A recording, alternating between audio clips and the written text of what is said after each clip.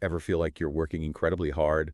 Maybe you've got the degrees, you've put in the hours, but um, real financial progress just feels slow, like pushing a boulder uphill.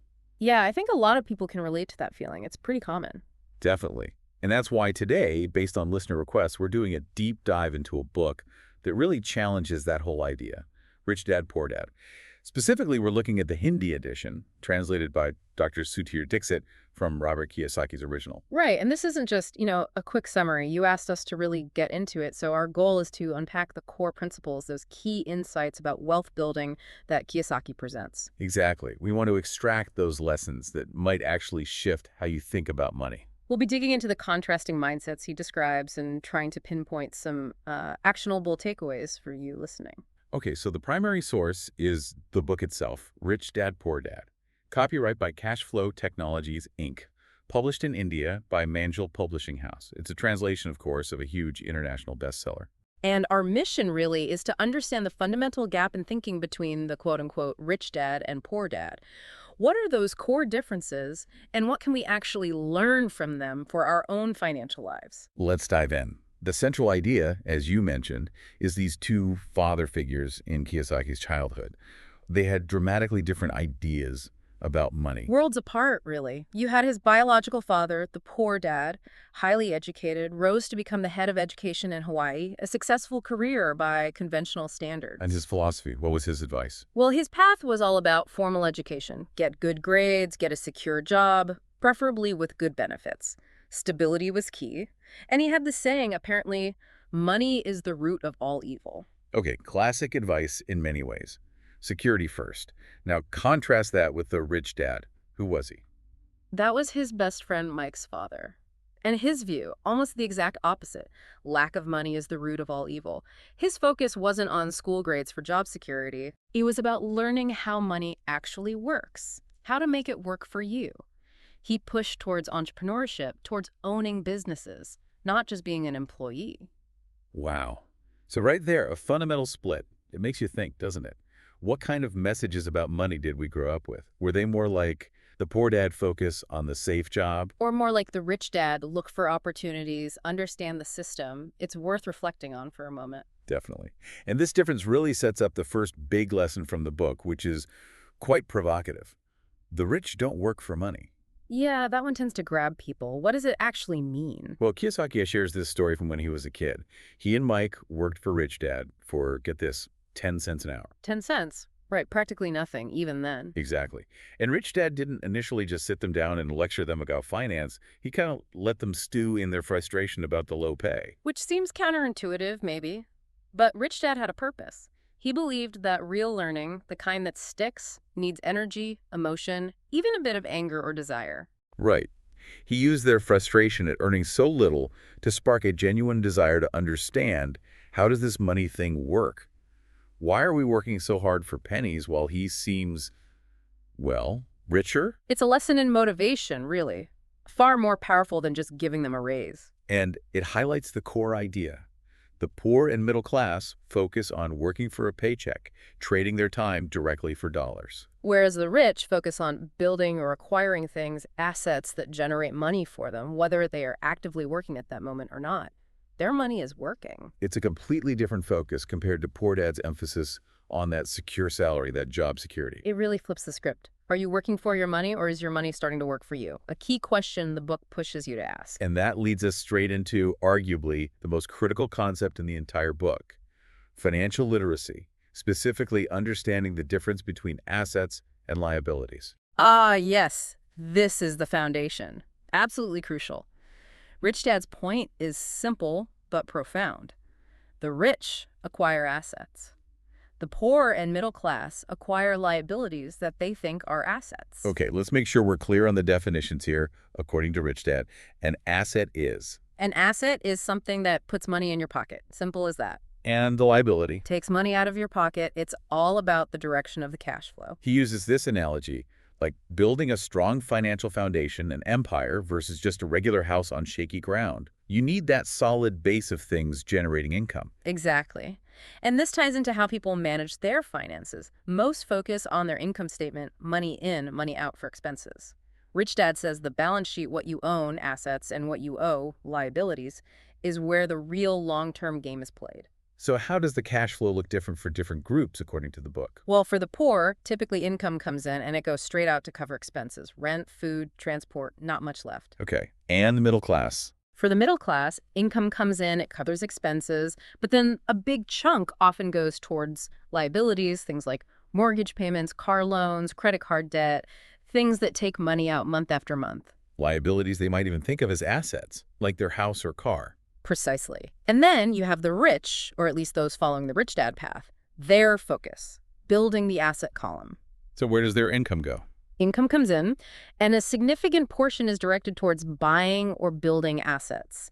Things like businesses that run themselves, dividend-paying stocks, rental properties, intellectual property, things that generate more income. And that income from the assets then? It flows back, allowing them to buy even more assets. It creates this positive feedback loop, a cycle of growing wealth. Now, the big one that always causes debate, the house. Rich Dad famously argues your primary residence isn't really an asset in the way most people think. Why? Right, that raises eyebrows. His logic is purely based on that cash flow definition. Does your house, the one you live in, put money in your pocket each month? Well, no. You pay the mortgage, property taxes, insurance, maintenance, repairs. Exactly. It's a constant outflow of cash. Now, it might appreciate in value over the long term, sure. But on a month-to-month basis, it's taking money out of your pocket. So from his perspective, it functions more like a liability. Functionally, yes.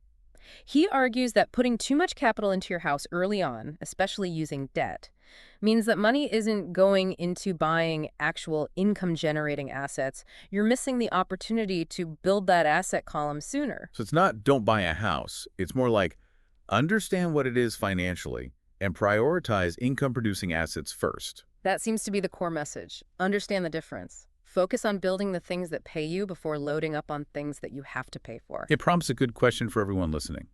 Look at what you own. What's genuinely putting money in your pocket? And what's taking it out? Be honest about the cash flow. That clarity is the first step towards financial literacy, according to Rich Dad. Okay, moving on. The book also talks about something that might seem a bit advanced, but it's key. The power of corporations and tax advantages. Yeah, this is where strategy really comes in. Kiyosaki points out that historically, income taxes were often aimed more at the wealthy. But the financially savvy learned how to use legal structures like corporations to their advantage. It's about understanding the rules of the game. And one big advantage he highlights. It's about the order of operations with money. For an employee, the typical flow is earn money, pay taxes on that income, then spend what's left. Right. Taxes come off the top. But for a corporation, often the flow can be different. The corporation earns money, it spends money on legitimate business expenses, things needed to run the business, and then it pays taxes on the profit that remains. So expenses can come out before the tax hit. That's a significant difference. It can be huge, yeah. Plus, corporations and certain trusts can offer legal protection for your assets, shielding them from creditors or lawsuits in a way personal ownership often doesn't. So Rich Dad's perspective was less about just climbing the corporate ladder as an employee. And more about owning the ladder itself, owning the structure, the business, the corporation, playing the game differently. It shows how understanding these structures, even if you don't form a corporation tomorrow, gives insight into how wealth is often protected and grown by those who are financially successful. It's a different layer of financial understanding, which leads perfectly into the broader idea of financial intelligence. Right. It's not just about earning a lot. Rich Dad defines financial intelligence as what? Having more options. Exactly. Having more options, being creative and solving money problems, being resourceful. It's about how smart you are with the money you do have, not just how much you make. And he breaks this down into, like, 4 key technical skills. Yeah, he outlines 4 pillars. First, financial literacy itself, basically. Can you read the numbers? Understand a financial statement. Okay, number 2. Investing strategies. Knowing different ways to make money with money. The science of money-making money, basically. Understanding markets, like, supply and demand. What makes investments go up or down? What are the trends? And the 4th is skill. The law. This brings it all together. Understanding the tax advantages, the corporate structures we just talked about, the legal framework around accounting and investments. So it's a combination of skills. And what does he say is the absolute most powerful asset for developing all this? Your mind. No question. He hammers this point home again and again. Your brain, your ability and willingness to learn about money is your greatest wealth-building tool. Continuous financial education is key. Absolutely. He uses examples like understanding stock options or real estate deals, where knowledge allows you to create value or generate wealth, sometimes with very little of your own money initially involved. It's about knowing how the system works. It really shifts the focus from just earning to actually understanding and navigating the financial world. So the question for listeners, how actively are you investing in your own financial intelligence? Are you learning new strategies?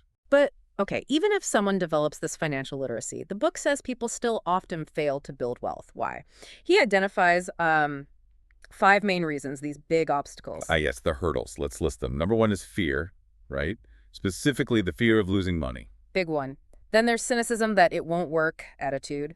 Third is laziness, not just physical, but mental laziness. Okay, fear, cynicism, laziness. What else? Bad habits. Poor money management habits, basically. And finally, arrogance, thinking you know it all already and closing yourself off to learning. Let's touch on fear first. The fear of losing money is real for most people. How does Rich Dad suggest dealing with it? His take is interesting. He says financially successful people don't necessarily not fear losing. In fact, they might hate losing. But the difference is that hatred motivates them. Motivates them how? To learn from losses, to analyze what went wrong, to get smarter, to try again with better knowledge. They don't let the fear paralyze them into inaction or just playing it super, super safe all the time. Whereas playing it too safe often leads to mediocre results, right? Right. Exactly. He also warns against letting doubts, like buyer's remorse after making an investment decision, sabotage your actions. Okay, what about cynicism? That negative voice telling you something's impossible or too risky. Rich Dad's antidote is powerful. He hated the phrase, "I can't afford it." He trained himself and taught Kiyosaki to ask instead, "How can I afford it?" Okay, so it's about reframing. Totally. It changes it from a statement that shuts down your brain to a question that opens it up. It forces you to look for solutions, possibilities, creative financing. That's a practical shift. Now, laziness, he means more than just not wanting to work physically, right? Yeah, it's often mental laziness, the unwillingness to think, to learn, to manage your finances actively. This ties into self-discipline. And the key discipline he emphasizes. Pay yourself first, meaning allocate money to your investments, to your asset column, before you pay your bills or buy discretionary items. Make saving and investing automatic and non-negotiable. That takes discipline. Most people pay bills first and save what's left, if anything. Right? He flips it.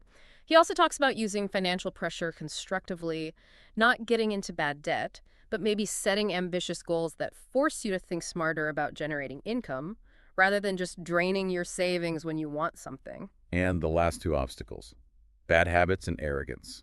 Bad habits like spending impulsively just undermine everything else. And arrogance. Well, thinking you know everything stops you from learning.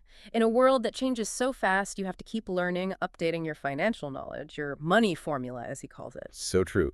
The world changes, the rules change, you have to adapt. Definitely. To help overcome these hurdles, the book lays out 10 steps to awaken your financial genius. We probably can't go super deep into all 10 right now, but could you maybe give us the highlights, like a quick roadmap for action? Sure, it's a good list to spark thinking. 1, have a strong why, a big reason beyond just making money. 2, choose daily, your choices shape your future. 3, choose friends carefully, association matters. 4, master one formula, then learn another, keep learning fast. 5, pay yourself first, that self-discipline again. 6, pay your advisors well, good advice is valuable. Makes sense. 7, be an Indian giver, which he means in the sense of getting your initial investment back out quickly while keeping the asset working.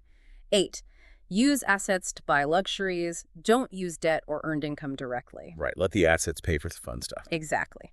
9, have heroes find role models to learn from. And 10, teach others. Teaching reinforces your own learning. It's a solid list. The overall theme seems to be about taking action, being proactive, and opening your mind. Yeah, he says gold is everywhere, but most people aren't trained to see it. These steps are about training your mind to see those opportunities. And one final piece of classification the book offers is around the types of income. Can you quickly break those down? Right. This is important for strategy. He talks about 3 main types. First, earned income. That's your salary, your wages from a job, what most people rely on. Okay.